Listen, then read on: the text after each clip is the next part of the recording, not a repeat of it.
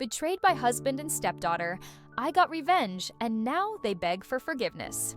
Hello, Reddit. I'm currently facing a difficult situation with my stepdaughter and am unsure how to proceed. For some background, I, a 42-year-old female, have been with my soon-to-be former husband, Robert, a 44-year-old male, for 15 years. We've been married for 10 of those years, and I've cherished him more than anyone else in the world. He has a 17-year-old daughter, Emily, from a previous relationship.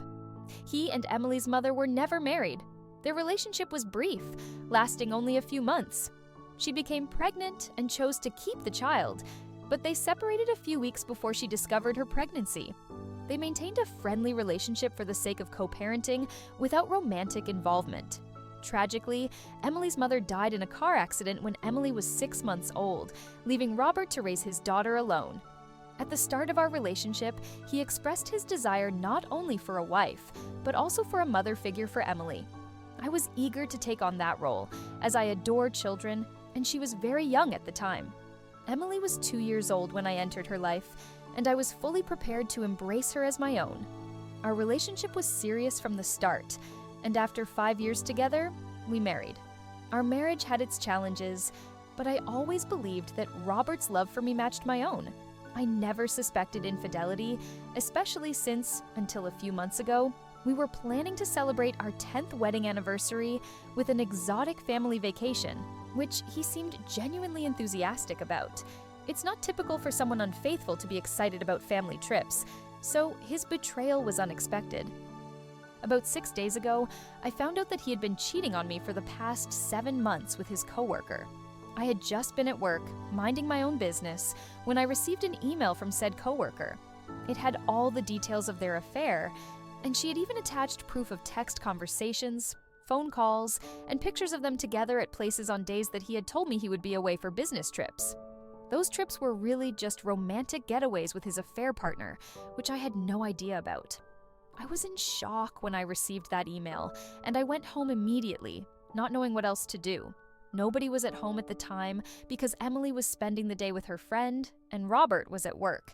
So I took the time to reread those emails very carefully once again because I did not want to have a breakdown at work. I realized that she had also attached her phone number in case I wanted to speak to her. She had told me that the reason she was doing this and coming clean to me about the affair was that she knew that Robert would never do that, and she felt like I deserved to know the truth. Apparently, for the last few months, he had been promising her that he would tell me the truth and end things with me because she was not comfortable having an affair with a married man. I guess her conscience had kicked in all of a sudden. Anyway, Robert had been promising her that he was going to tell me the truth, and I even had screenshots of that. He had told her that he was going to end the marriage with me and be with her wholeheartedly. She had believed him the first few times, but then it had been almost 3 months, and he still hadn't told me. So, she decided to take matters into her own hands and tell me the truth herself. After reading that email in its entirety, I decided to think about it for a while. And then I called her, because the worst had already happened. I was still in denial, so I felt that maybe speaking to her would make me realize that this was not some prank. It was really happening. When I spoke to her, she started off by apologizing to me and said that she really did not have any intention of ruining my marriage, but she had just fallen in love with Robert, and that's why she was telling me the truth.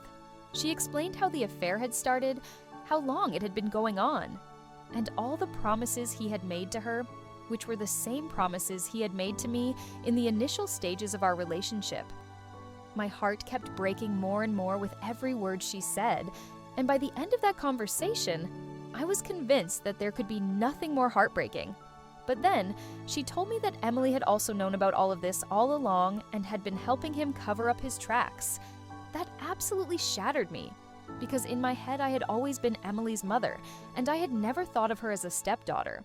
I had known that girl since she was 2 years old and had raised her as my own, so knowing that she had also betrayed me felt like the end of the world. His coworker revealed that whenever he needed to deceive me or cover something up, Emily would fabricate excuses for his absence and lack of response to calls. In return for her silence, he would lavish her with expensive gifts, which explained the recent changes, like Robert's excessive generosity towards her, a departure from his usual behavior. I had naively believed his success at work was the reason for his newfound generosity. He had also showered me with jewelry and clothes, leading me to assume this frequent gifting was a reflection of his professional achievements, but apparently, I was mistaken. Discovering that Emily was complicit, having met her father's mistress multiple times and kept it from me, shattered me more than the revelation of Robert's infidelity. Following that revelation, I resolved to leave our home, unwilling to endure their return, feeling utterly betrayed and unable to stem my tears. To spare myself the indignity of Robert witnessing my distress, I hastily packed some belongings, drove to a hotel out of town, and shut off my phone, seeking solitude in my anguish. That night, I succumbed to sleep aided by alcohol's numbing embrace. The next morning, I finally had to turn my phone back on because I had to call in sick to work. I realized that I had about 1,000 unanswered texts and missed calls from Robert and Emily, but I did not feel like responding to any of that. However, I also noticed that I had one unread text from this guy at the car dealership whom I had been talking to because I had been planning on buying a new car. The reason I had been holding back so far was that I wanted to save some more money before I purchased it, since it was pretty expensive. I also had that anniversary trip to look forward to, so I had been saving for that, and Emily's 17th birthday was also coming up, which is why I'd been thinking about gifting her a new car instead of buying one for myself. When I saw that text, I remembered how I had been planning on giving Emily a car for her birthday, and it just filled me with so much rage. In a moment of anger, I decided that I was just going to focus on making myself happy, without caring about anybody else. The guy from the car dealership had texted me to ask me if I was still planning on buying the car that I had selected, so on an impulse, I decided to go down to the place immediately myself and bought myself a shiny new luxury car. I did not have any plans of buying that car since it was way out of my budget, but I did not need to worry because for the past 10 years, ever since I married Robert, I had been saving up and setting aside a college fund for my stepdaughter. I had decided to give Emily access to that account as a surprise whenever she announced which college she was going to be attending, and had been pretty excited about it. But now that I knew what had been going on for the past couple of months, I had no interest in surprising anybody apart from myself. So I used money from that account to buy myself a luxury car, and then I decided to drive it down to her house and finally confront my husband and my stepdaughter. They tried to hug me and tell me how worried they were the entire night as soon as I showed up, but I didn't even give them a second, and I immediately announced that Robert's coworker had reached out to me, and now I knew the full truth of what had been going on behind my back, and that I was really disappointed in both of them. Both of them looked really shocked, and Robert at least had the sense not to say anything because he knew that the jig was up. Then, Emily tried to talk to me and said that she was just trying to look out for her father and was confused because she did not know what to do. She started crying, saying that she had just been very confused because she loved us both equally and wanted us to be happy, but I did not buy that act at all because I thought she was old enough to know what was the right thing to do, and she chose to do the wrong thing on purpose. Besides, I'm pretty sure that those gifts that she was receiving from her father helped her to stay quiet about this entire situation. I did not buy a word that she was saying, and I told her as much. I was very pissed off and quite upset, so I even announced that I was leaving Robert. And I think he should have seen it coming because I don't think anybody in my place would have decided to make it work, even after getting to know something like this. And then, I don't trust Emily, and I told her that even more than Robert, I was disappointed by what she had chosen to do.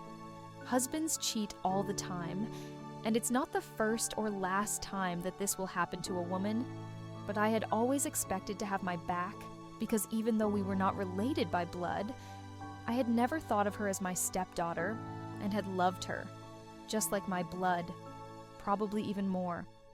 And it was her lies and betrayal that had hurt me even more than what her father had done. So I had decided that the college fund that I had been setting aside for her all these past years was not something that she was worthy of anymore, and I would be leaving both of them behind now. It was not easy for me to say that, and I almost choked up because this had been my family for the past 15 years. But after telling her this, I decided to walk out without even giving them a chance to explain and went back to the hotel. They kept calling me, but I did not stop, and they even followed me out, and I'm pretty sure they saw the new car I got and drove away as quickly as I could. After that, I had wanted to block them, but I just couldn't do it because emotionally, I'm still struggling to process whatever's going on with me. For the past 5 days, they have been trying really desperately to get back in touch with me and keep texting me almost every hour, keep trying to call me, but I just don't know what to say to them, so I just read all their messages and let it be. Robert had been trying to get me to forgive him for the first couple of days, but when he realized that it was pointless, he started trying to tell me that he was sorry about what he had done and knew that I deserved better. But he just wanted me to reconsider whatever was doing to Emily because she was just a child and did not deserve to suffer because of what he had done. And even Emily had been texting me along the same lines, trying to convince me that she had been wrong and she knew that. But she just wanted me to give her a second chance, and that she had always thought of me as her mother and was terribly sorry about everything. I had been ignoring all of that, but then, yesterday, I received a text from Robert that said that he was sick of apologizing without any response, and that he needed to know if I had any intention of coming back to the family or not.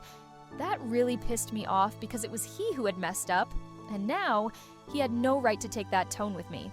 So I texted him back immediately and said that I had already spoken to a lawyer and filed for divorce, which was not true. I was still trying to process everything and hadn't had the chance to speak to a lawyer yet, but he didn't need to know that. Then, he did not reply for about an hour, and when he finally did, he sent me a long message about how I was not just being selfish, but I was also the villain, apparently, for choosing to act this way. He said that he was fine with me filing for a divorce and choosing to leave him, but the fact that I was also choosing to leave Emily behind just showed how selfish I was. He told me that apparently Emily had been devastated ever since I had left, and the fact that I had even said that I was going to get the college fund that I had been setting aside for her had really hit her hard because he had also known about this college fund, and that was the reason why he had not bothered to save up enough money. I do recall mentioning the college fund to him several times. He knew that I had been saving it to surprise Emily, but I did not know that he did not have any money set aside for her college tuition. Anyway, he told me since I said I was not going to give her access to the money, they had realized that they were in big trouble because he did not have any set aside, and she had been thinking about going to college out of state, which would have been even more expensive. She knows that she's going to get accepted in her college, but now there's a big question mark on whether she's going to be able to go to the college of her choice because of the financial constraints. He thinks that I am the bad guy for rubbing this in her face and saying that I won't let her have access to her college fund, even though I had been saving that money with the intention of giving it to her eventually.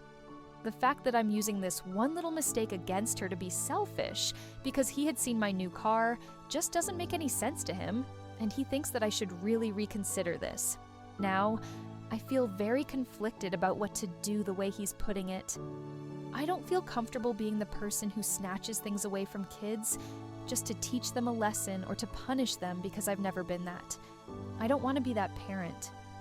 But at the same time, Emily is not exactly a child, and she knew what she was doing was wrong. I feel like she's disappointed me, so what I'm doing is not exactly all that wrong. I'm just very confused. Ita for telling my stepdaughter that I'm not going to be paying her college tuition anymore after I found out that she had been helping my husband cover up his affair for expensive gifts. Update 1. Hey, I'm so sorry that I could not give you guys an update for the past 2 weeks. It's just that I had been really busy with work and with my lawyer, so there were a lot of things on my plate. But now, I have some time. So first and foremost, let me just thank everybody who commented on my original post and showed me so much love and support. I am really happy to know that people resonated with my story. I'm just really thankful from the bottom of my heart, knowing that there were people who were supporting me, even though they were complete strangers, made it a lot easier to deal with everything. So anyway, after Robert sent me that text and I made that post, I decided that I did not need to entertain any of this. Most of the comments on my post said the same thing, that I needed to block him and file for divorce as quickly as I could so that I could finally kick him out of my life. And that's what I did. Within the next couple of days, I had actually spoken to a lawyer and filed for divorce. I also decided that I did not owe Emily anything, because even if I had been her biological parent, I still wouldn't have owed it to her to give her money for her to be able to go to her dream college. She should have thought about these things before she helped her father out with cheating on me. You can't stab me in the back and then expect me to turn around and give you a smile. I'm sorry, it doesn't matter how old you are or who you are. It's just not how this works. Besides, the thing that Robert said about her being punished for what he had done was not even accurate or true. She was being punished for what she had done, and I made it very clear when I had spoken to them in person that last time that I went home. I was refusing to give her the college fund because she was the one who refused to do the right thing in the first place and tell me about her father's affair. So, it's for that, and I think I'm being fair. If they want to be mad about it, they are completely welcome to do so, but I'm not going to entertain that, and I really don't need to, which is why I've blocked them. And now, they have no access to me whatsoever. They are still trying to contact me by calling me through other numbers, trying to text me from other numbers, emailing me from fake accounts and all of that. But it doesn't matter because all I do is just read these texts and emails and ignore all of it. Update 2. I finally received word about what was going to happen with the divorce, and thankfully, Robert is not contesting anything. So I hope that we are going to be able to have a peaceful and amicable divorce. It has been almost 3 weeks since I found out that he had been cheating on me, and life has really changed. I had been living in the hotel up until last week, but then it was getting too expensive, and even though I did have the money and the means to stay there for a couple of more weeks and months if I wanted, I decided that I did not want to be wasteful. So I have moved in with a friend of mine, and she's been gracious enough to let me stay with her until I am able to find an apartment of my own. I have also started considering therapy for myself because my friend is a licensed professional and she told me that it's really going to help me out in the long run, so I'm thinking about it. The biggest change, perhaps, is the fact that I have quit my job. It's a huge deal because I've been working non-stop for more than 20 years.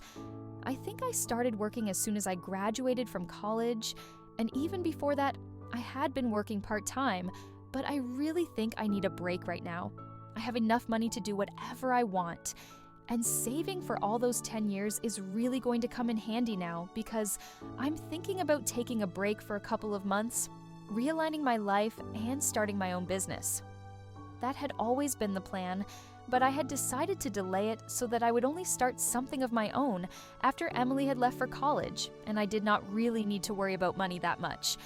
But now nobody is holding me back and I can do whatever I want, so that's the plan. I'm going to use these couple of months to build a business model and look for investors and all that jazz. I'm really excited for the future, even though I am still very upset about what's going on. I have spoken to my parents about the divorce. I hadn't let them know so far because I was still struggling to process it myself, but now, after speaking to my parents, I made the announcement on social media as well. I did not mention any reason, I just stated that I was getting divorced, and that was it. All my close friends and family members know what's going on anyway, and they're the only people that I really care about, so it doesn't matter what anybody else thinks. Life's been complicated for the past few weeks, but now that the divorce proceedings are going to start and we're going to meet with the mediator in the next couple of days, I'm hoping to wrap this up and finally be able to move on for good. Update 3. Hi, so Robert and I are going to meet with the mediator tomorrow. It's weird, knowing that I'm going to have to see him after almost 1 month of having no contact with each other, and otherwise not already nervous and anxious enough for that meeting. Just half an hour ago, Emily sent me an email. She had stopped sending me anything after 2.5 weeks of no contact, and I thought she was not interested in speaking to me anymore, and had even assumed that this email would be about how she was and how she wanted to pay for her college tuition. But to my surprise, she sent me an entire apology.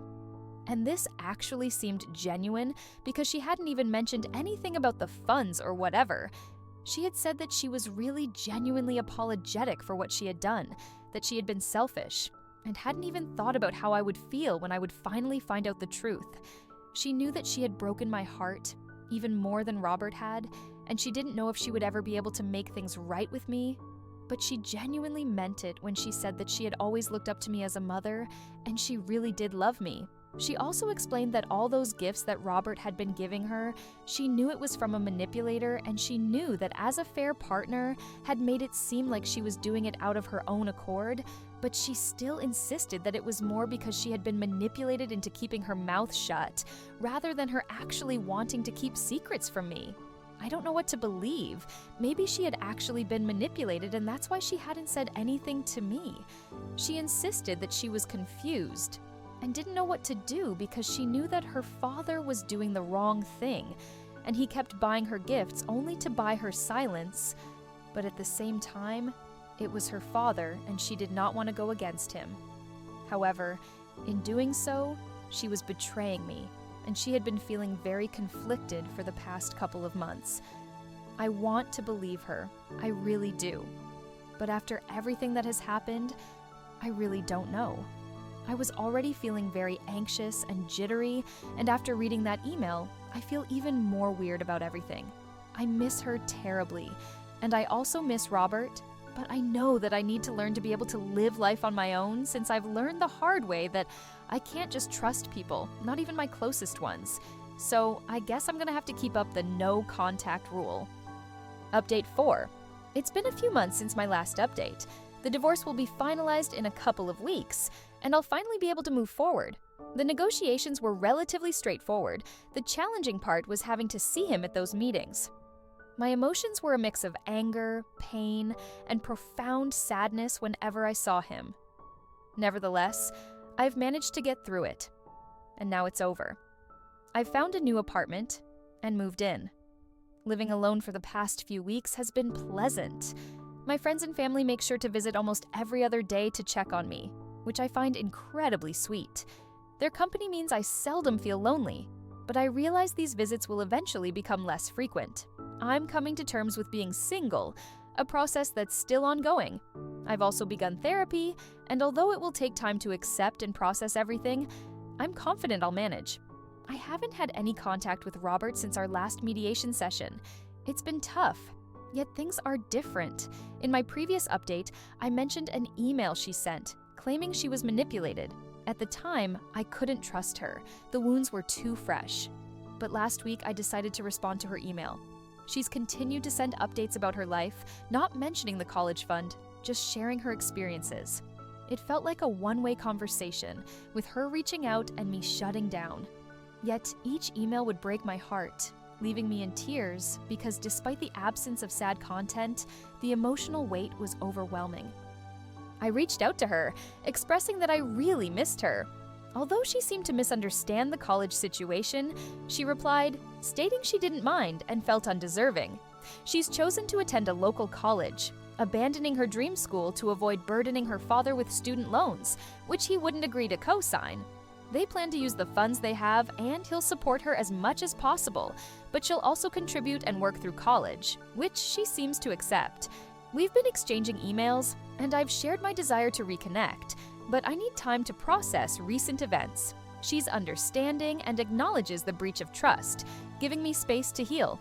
The future is uncertain, but I remain hopeful. Thank you for watching! If you enjoyed our stories and would like to hear more, please consider subscribing to our channel. Your support helps us continue bringing you captivating tales and new content every week. Don't forget to hit the notification bell so you never miss an update. We appreciate every one of you for being a part of our storytelling journey.